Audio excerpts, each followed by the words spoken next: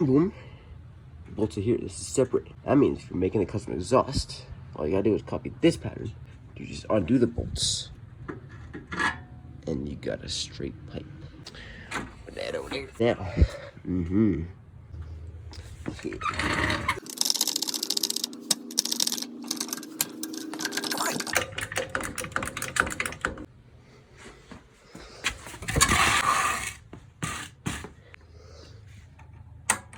Okay.